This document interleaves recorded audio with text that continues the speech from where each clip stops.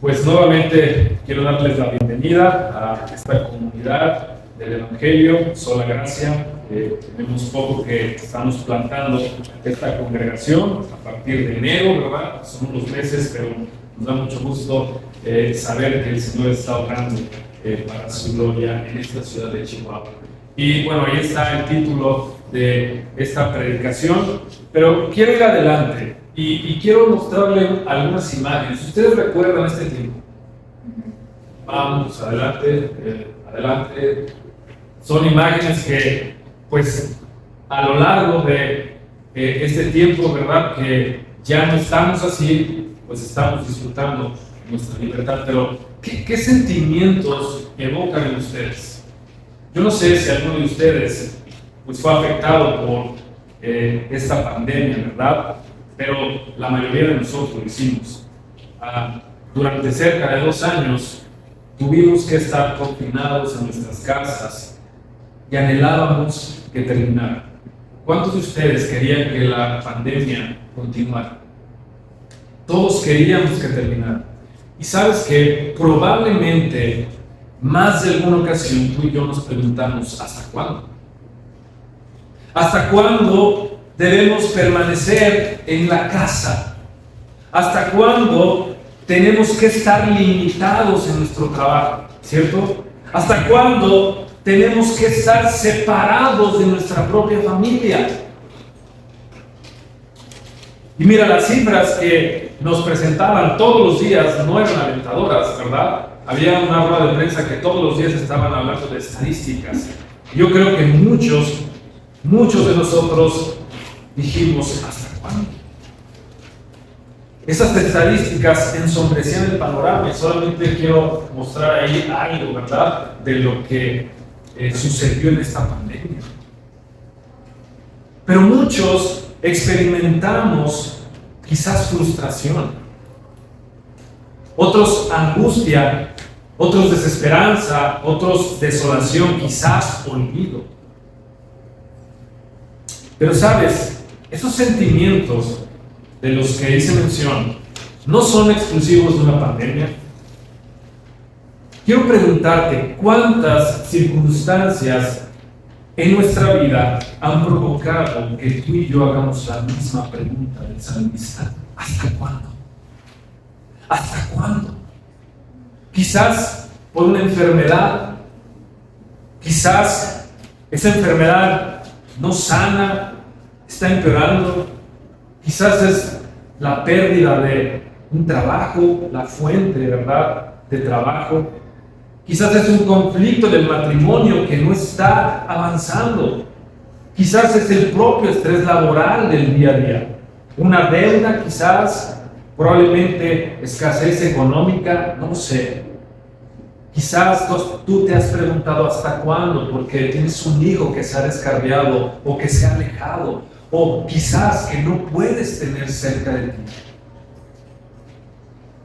Puede ser el propio rechazo familiar por lo que tú crees y preguntas, ¿hasta cuándo? Señor, ¿hasta cuándo? Un accidente, un acto de violencia en contra tuya que te ha llevado quizás a un estrés postraumático. Simplemente puede ser que tus sueños no se han cumplido como tú lo esperabas. La realidad es que las aflicciones nos abruman y nos llevan al punto del abatimiento.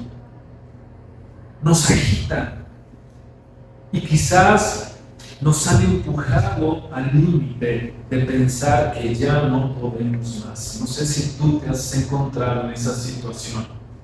Yo lo he experimentado.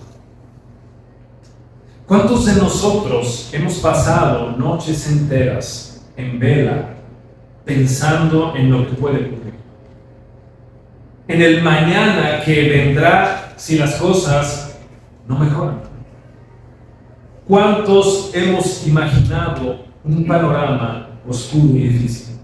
¿Sabes? Este salmo es apropiado a esta circunstancia tan humana, pues nos muestra que el autor vivió un episodio similar. Pero ¿sabes? principalmente nos va a mostrar la estrategia para que podamos superar esto y transcurrir de la angustia al gozo. Yo no sé si ahora tú estás en esta circunstancia, pero este mensaje nos ayudará a entender que a veces podemos estar en la desesperación, pero Dios nos lleva a la confianza.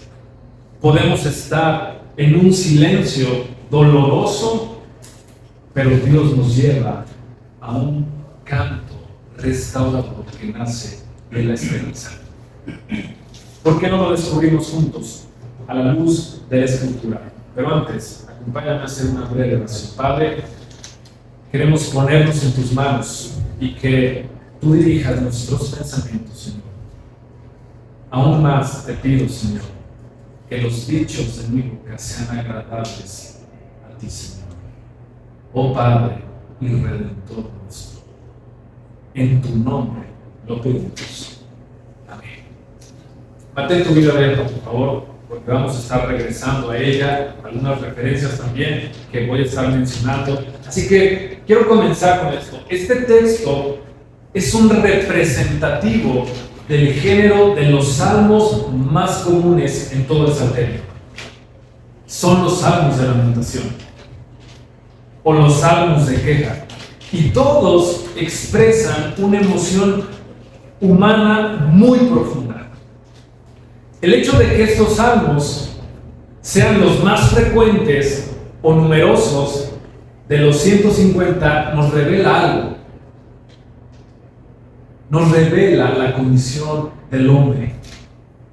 Nos revela que el hombre casi siempre va a encontrarse en medio de situaciones o condiciones en su vida que lo van a llevar a quejarse o lamentarse de algo o de alguien. Y el autor aquí da evidencia de esto. Fíjate bien, él comienza con un estallido, un alarido, mientras repite 4 veces la misma pregunta: ¿hasta cuándo? ¿Hasta cuándo? ¿Hasta cuándo? ¿Hasta cuándo? De hecho, esta frase reiterada es un indicativo de que su lamento va en ascenso. Pero de manera increíble después cambia. Es decir, él pasa de la desesperanza al consuelo, mostrando quizás una montaña rusa de emociones que él mismo estaba experimentando. Y todo esto en tan solo 6 versículos. Como dije, este texto es revelador. Y la palabra de Dios siempre nos revela algo. ¿Cuál es la condición humana? La condición humana caída desde luego, pero la condición humana aún después de la regeneración. Y nos muestra también la necesidad que tenemos de Dios. Mira, el autor, que es David, por cierto, lidiaba con sus emociones en medio de esta circunstancia. Y quizá tú, como yo, porque mientras estaba preparando este sermón, yo me identifiqué con él. Y al mismo tiempo nos va a mostrar la batalla que había en su propio corazón. Este pasaje nos revela la condición de su corazón de 3 formas. Y quiero que lo veas ahí en la pantalla. Primero, nos va a mostrar el clamor de un corazón angustiado. Después, la súplica de un corazón necesitado. Y finalmente, la confianza de un corazón renovado. Así que comencemos con el primero. El clamor de un corazón angustiado. Versículo 1. ¿Hasta cuándo, Señor, me olvidarás para siempre? ¿Hasta cuándo esconderás de mí tu rostro? Parece que David estaba desesperado. Y su lamentación muestra que él sentía un alejamiento de Dios. O por lo menos eso era lo que él estaba suponiendo, que el Señor estaba lejos de él. De alguna manera, él pensaba que el Señor se había escondido de él. Estaba muy lejos. De hecho, el dolor en su corazón probablemente provenía de ese sentido de que Dios lo había olvidado y se había distanciado. ¿Cuántas veces te has sentido de esta manera? Es que Dios no me escucha. Es que Dios está lejos de mí. Es que Dios se ha escondido. Quizás. Ahora, si tú conoces la historia de este rey, de David, tú vas a recordar que él enfrentó peores circunstancias en otros momentos de su vida, pero siempre lo hizo con valentía. Experimentaba la presencia del Señor, ¿verdad? Por ejemplo, cuando fue ungido por el propio Samuel, 1 Samuel 16:13, dice esto: y el Espíritu del Señor vino poderosamente sobre David desde aquel día en delante. Y lo vemos después cuando se enfrenta, por ejemplo, al filisteo Goliat. Él le dice: Dios te entregará en mi mano. Él sentía la presencia de Dios con él. Por eso es que se atreve a decir esto. Pero en este momento David estaba sintiéndose alejado de Dios. Y eso le provocaba quizás desilusión y desesperación en su corazón. Por supuesto, Dios no se había olvidado de él, ni se había apartado. Dios no había escondido su rostro de David, pero David sentía que así había sido. Mira, el corazón humano genera sentimientos diversos y muy fuertes. Y esos sentimientos a veces, y quizás tú lo entiendes, nos llevan a crear una realidad paralela. Y eso fue exactamente lo que ocurría con el salmista. Por eso es que ruega con urgencia por una respuesta. Ahora es importante entender esto. Y quiero hablar ahora de los sentimientos, aunque a veces no lo hacemos, ¿verdad? Pensamos que los sentimientos tienen que estar alejados. Pero sabes, Dios nos ha creado a su imagen y semejanza con sentimientos. Fuimos creados de esa manera. Y no estamos diciendo tenemos que dejarnos guiar por los sentimientos, desde luego que no. Pero vamos a descubrir cómo podemos mantenerlos en un equilibrio. ¿Para qué? Para que podamos nosotros guiarlos en lugar de que Dios nos guíe a nosotros. Así que es importante mantener siempre un balance en nuestra vida en cuanto a los sentimientos. Muchas veces pensamos que esos sentimientos no tienen nada que ver con nuestra relación con Dios, pero eso no es verdad. Como dije, Dios nos ha dado esos sentimientos como parte de su imagen en nosotros. Así que podemos sentir enojo, amor, tristeza, muchos otros, porque hemos sido creados a su imagen. Y los sentimientos son en este sentido, podemos decir, un don de Dios, una señal que refleja su carácter en nosotros. Sin embargo, sí quiero enfatizar en esto. Existe un extremo muy peligroso, que es que pensemos que debemos vivir gobernados por los sentimientos. Y entonces, a partir de esto, crear una realidad que ellos nos presentan, como probablemente sucedió en el caso de David. El problema es que cuando tenemos sentimientos, porque somos hechos a la imagen de Dios, ya lo dije, nuestros sentimientos también han sido afectados por nuestra caída, por la caída. Por eso es que no podemos confiar plenamente en ellos. Así, entonces, era correcto que David sintiera lo que sentía y que presentara esos sentimientos delante de Dios en oración, pero jamás debería de aceptar la realidad que sus emociones le provocaban como si fuera una realidad verdadera. La verdad no depende de cómo nos sentimos, sino de quién es Dios y de lo que Él ha prometido. Así que David se encontraba en esta condición de profunda tristeza. Y quizás, ¿verdad?, guiado por esos sentimientos, ruega al Señor por una respuesta. ¿Hasta cuándo? Fíjate bien lo que Él dice. ¿Hasta cuándo he de tomar consejo de mi alma? teniendo pesar en mi corazón todo el día. Estas palabras muestran claramente la razón de la aflicción de David.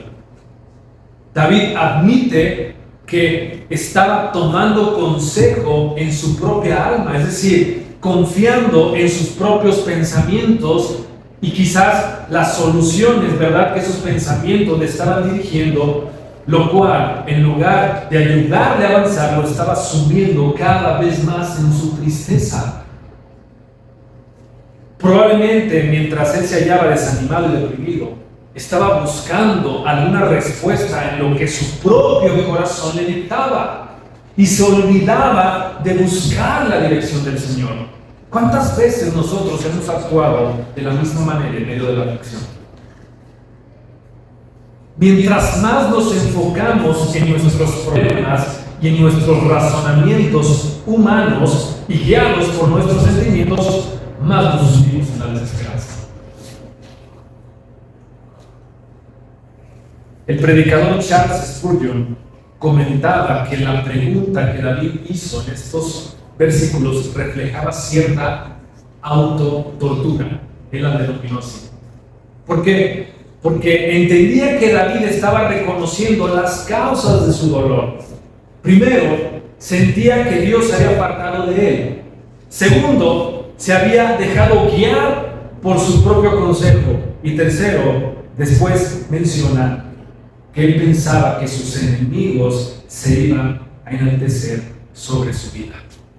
Así que David estaba sumido en la desesperanza. Ahora, lo que David estaba pensando no era un deseo egoísta, ¿verdad? Por ejemplo, este pensamiento de que sus enemigos iban a enaltecer sobre él.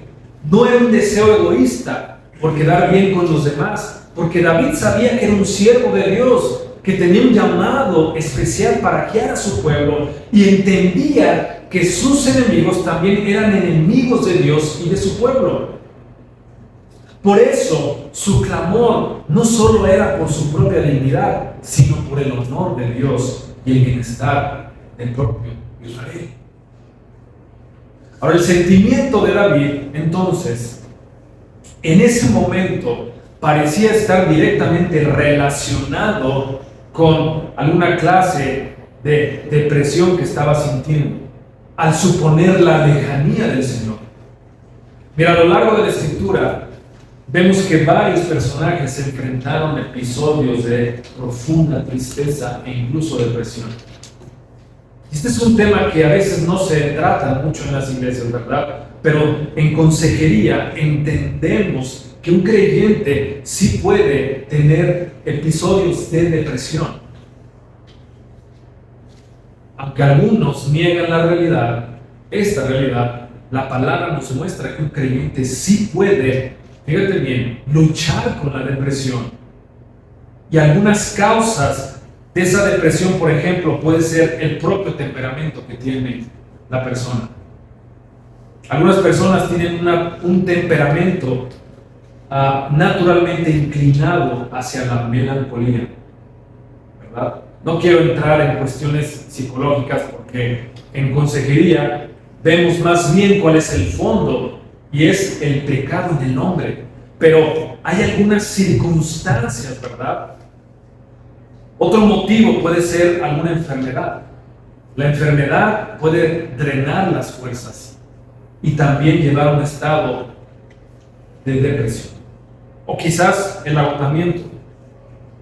No lo sabemos. Puede ser un cansancio, ¿verdad?, extremo.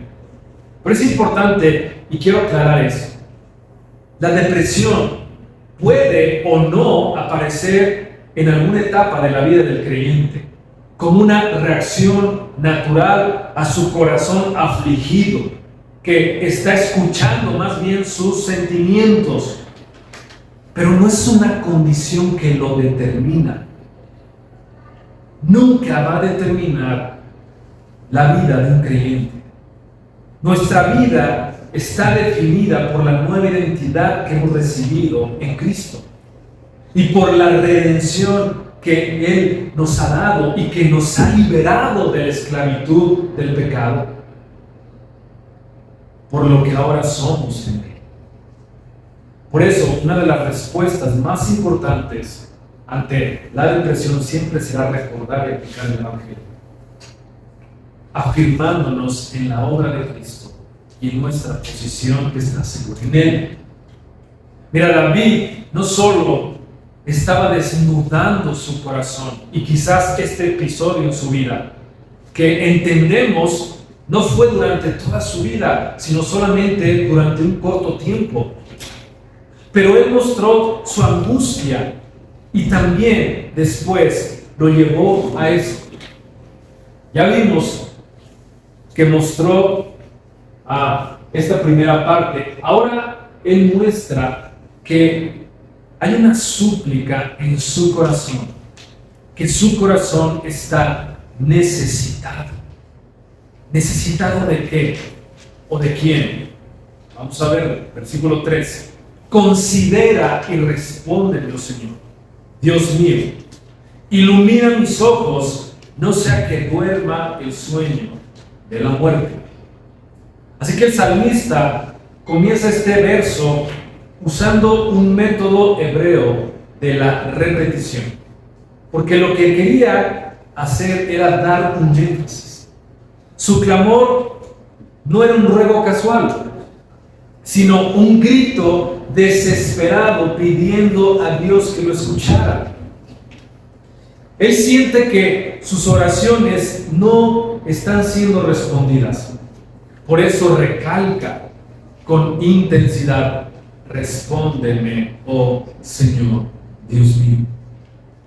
Y después de esto, él presenta su argumento y expone 3 consecuencias que, otra vez, según él, podrían ocurrir si Dios no respondía a su súplica. Él muestra su necesidad. Primero dijo en el versículo 3 que se moriría. Dice: ilumina mis ojos, no sea que duerma el sueño de la muerte. Es decir, si no me responde, Señor, voy a morir. Y luego en el 4 dice: no sea que mi enemigo diga, lo he vencido. Y está relacionado con esto. Pero en tercer lugar, nuevamente, él trae a sus adversarios. Y nuevamente le dice al Señor: ellos se van a regocijar sobre mí cuando yo sea sacudido. Así que el argumento de David es muy simple: Dios, si no me respondes, voy a morir. Mi enemigo me va a vencer y mis adversarios se van a alegrar de lo que me está ocurriendo. Mira, no conocemos en detalle la situación exacta de David, pero es muy probable que él se encontraba muy enfermo en este tiempo, temiendo la muerte. Así que es probable que cuando él habla de su enemigo en singular, se refiere a la muerte. Pero cuando habla de sus adversarios en plural, está hablando de sus enemigos humanos. Tenemos que reconocer algo. En el Antiguo Testamento, la idea de la vida después de la muerte, es decir, la vida eterna, no estaba completamente revelada. Hay evidencia de que para muchos la muerte era vista como la derrota final de todo ser humano. Y por lo tanto, era su enemigo más grande.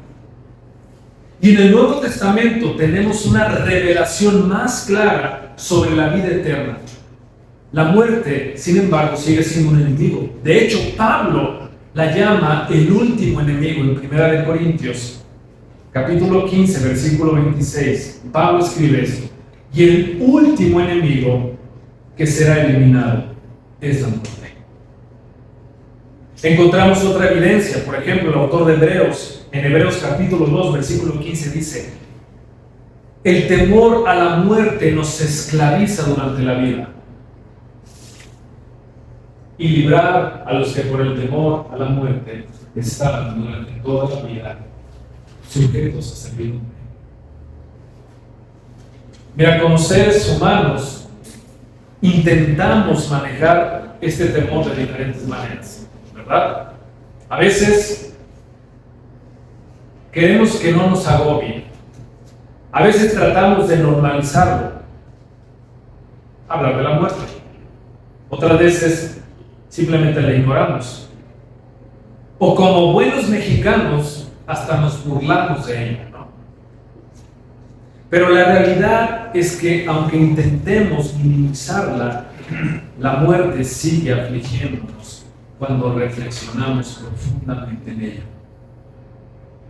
Con frecuencia estamos tan ocupados con nuestras propias actividades, ¿verdad?, que evitamos pensar en la muerte.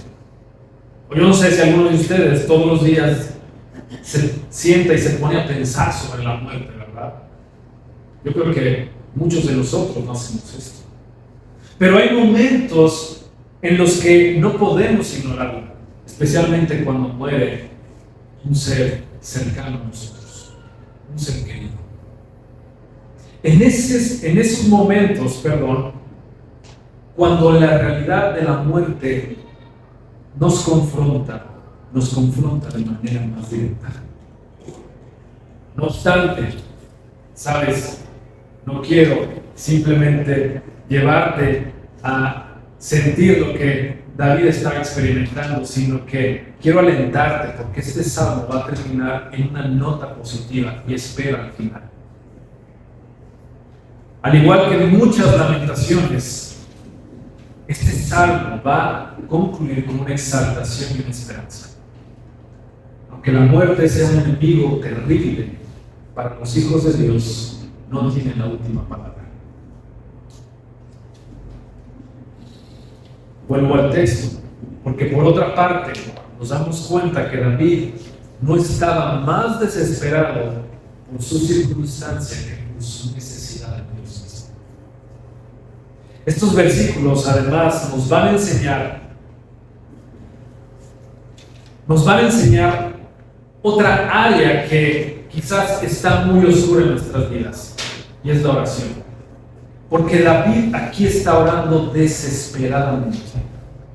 Y entendemos que la oración desesperada no tiene ningún poder porque logre persuadir a un Dios que quizás es renuente, ¿verdad?, sino más bien porque revela un corazón que está apasionado por aquello que verdaderamente le importa a Dios. Esto cumple con la promesa de Jesucristo, ¿verdad? En el Nuevo Testamento, Juan, capítulo 15, versículo 7, dice: si permaneces en mí y mis palabras permanecen en ustedes, pidan todo lo que quieran y será hecho. En su voluntad, ¿verdad? Entendemos. Pero el autor, entonces, ahora tuvo la sabiduría de reconocer que aunque sus sentimientos eran profundos, no reflejaba la realidad completa.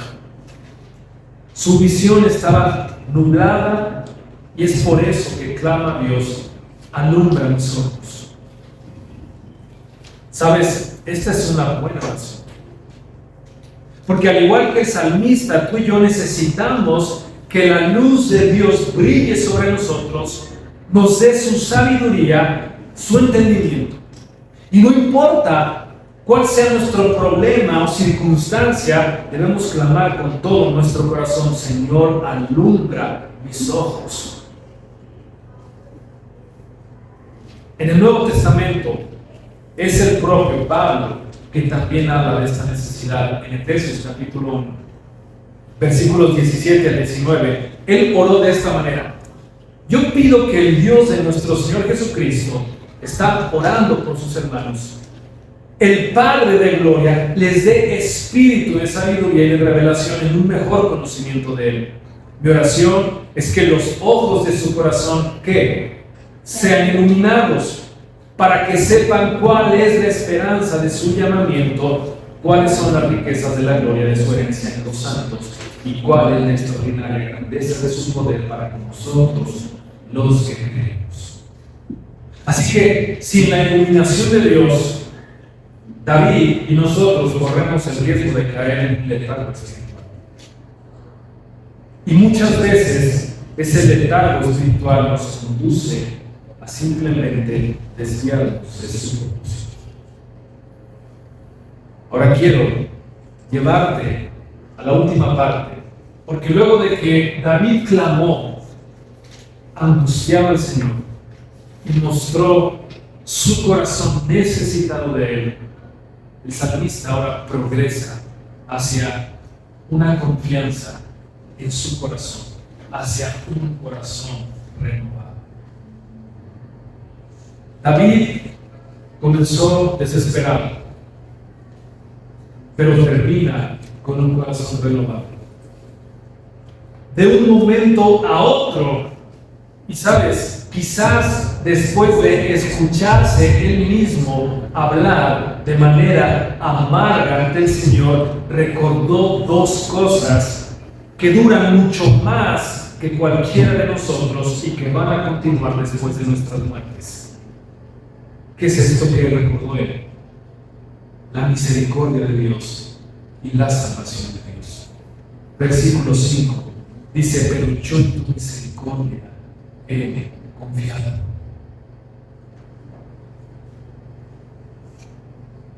De un momento a otro, David reflexionó acerca de las provisiones eternas de Dios.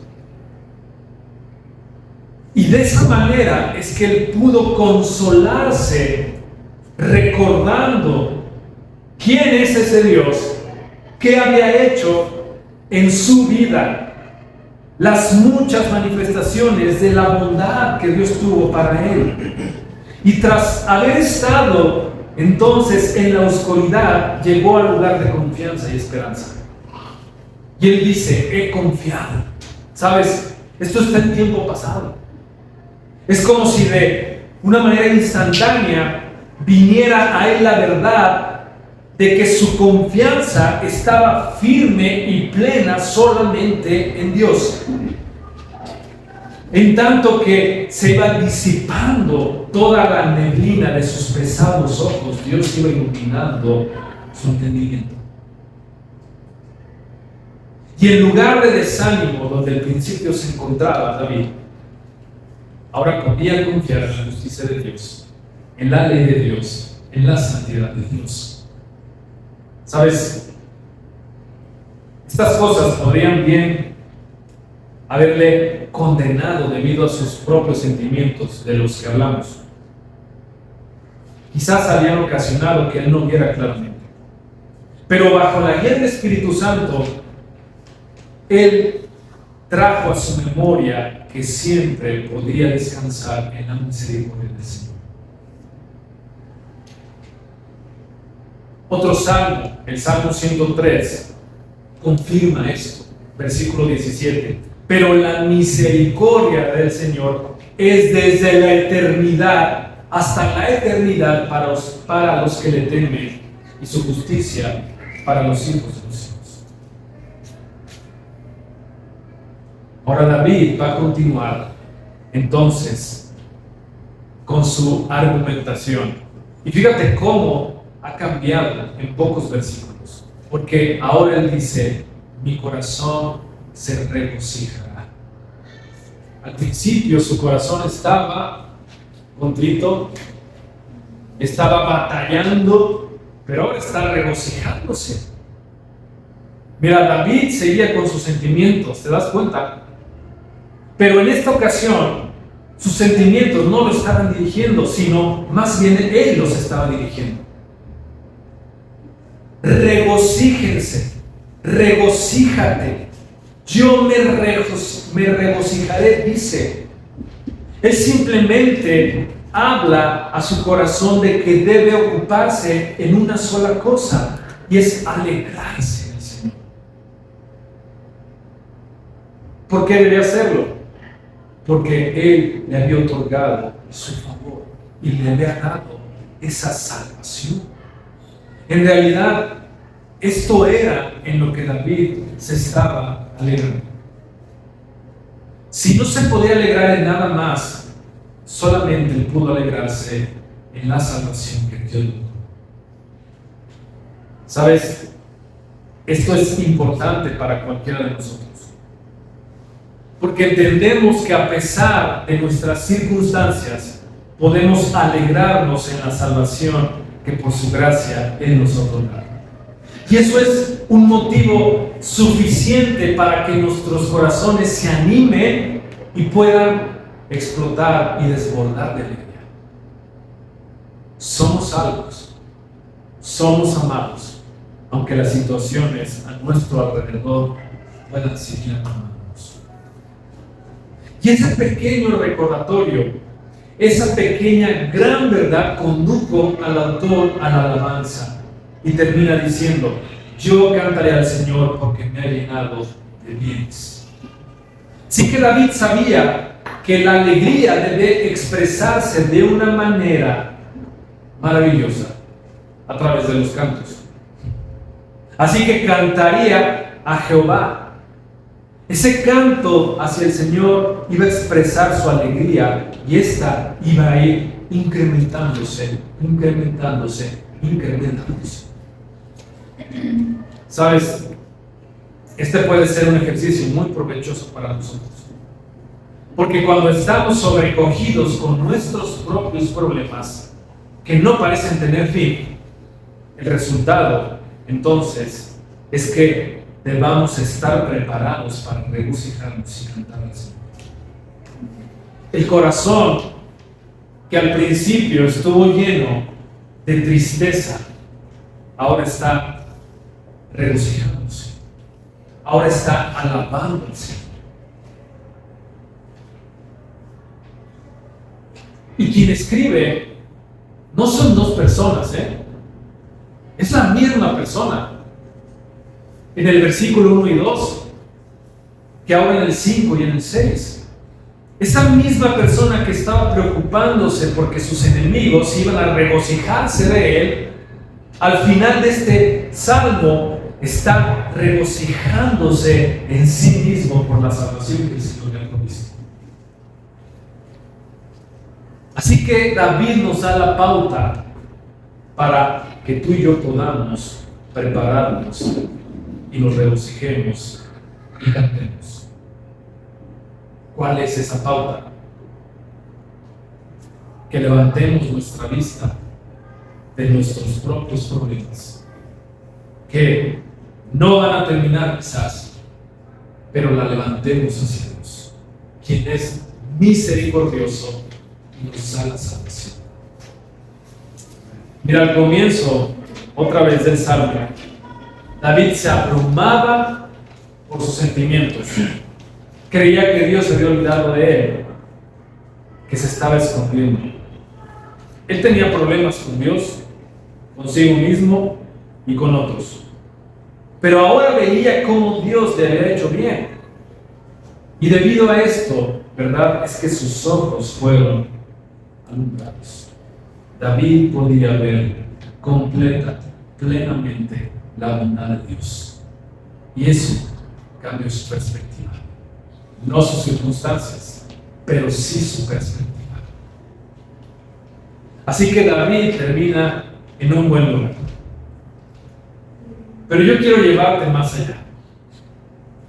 No solamente ver lo que David hizo, porque en esta serie estamos tratando de encontrar a Cristo. Y no es que vayamos a forzarlo, ¿verdad?, a encajarlo en este salmo. Pero quiero llevarte a más. Porque cuando leemos el resto de la historia de la redención, vamos a encontrar que esto termina mucho mejor de lo que el salmista pudo haber imaginado. ¿Por qué? Porque un milenio después de que se escribió este salmo, Dios expresó su misericordia en una forma extremadamente milagrosa. Logró la salvación por medio de uno llamado salvación. Eso significa Jesús. Yahvé salva.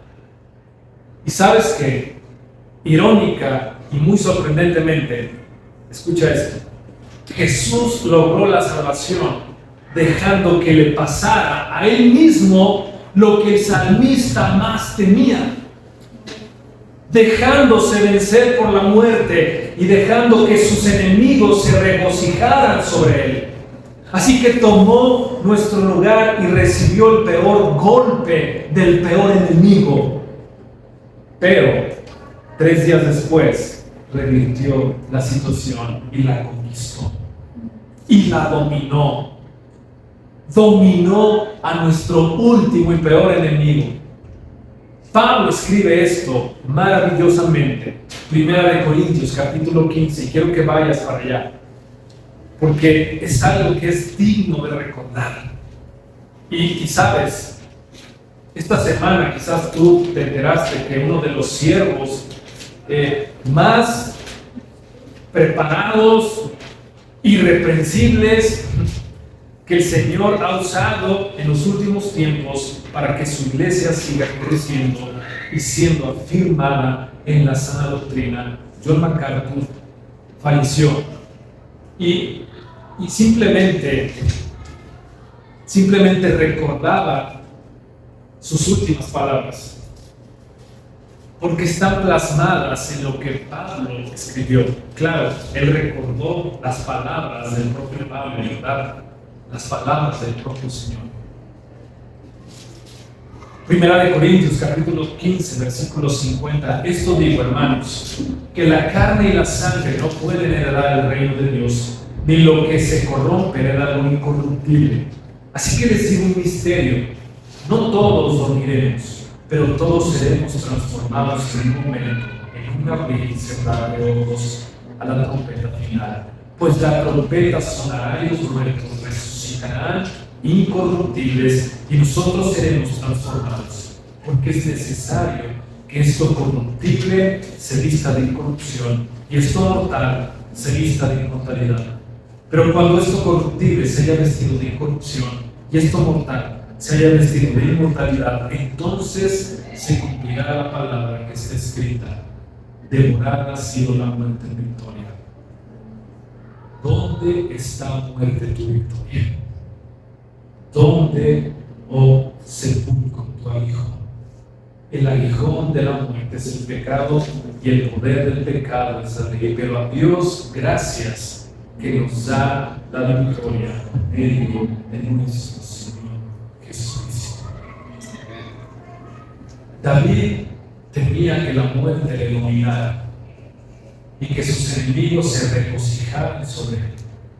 Pero aquí Pablo está declarando que Cristo venció a la muerte. Y de hecho, ¿sabes? Por eso es que el apóstol se atreve a burlarse y regocijarse sobre la muerte preguntando: ¿qué tienes, muerte?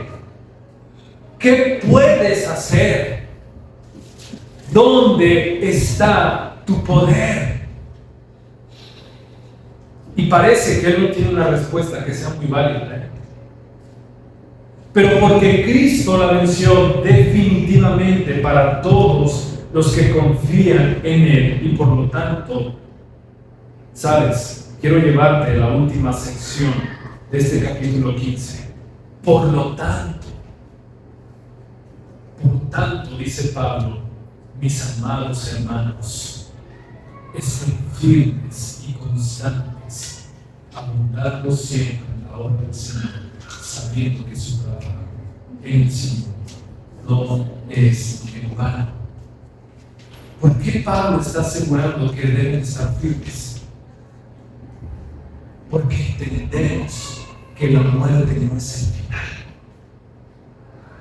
Porque entendemos que nuestra circunstancia no nos va a determinar, sino lo que el Señor ya ha hecho por nosotros. Esto es lo que el salmista descubrió, que podía salir adelante hasta regocijarse y cantar a la luz de la misericordia y la salvación de Dios.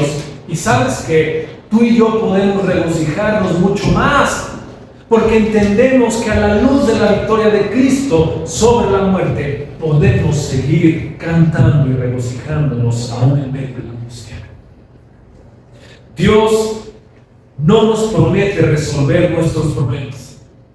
Sin embargo, promete resolverlos eventualmente. Nos da la perseverancia para que podamos seguir adelante y para que podamos, aún en medio de la angustia, están llenos de gozo.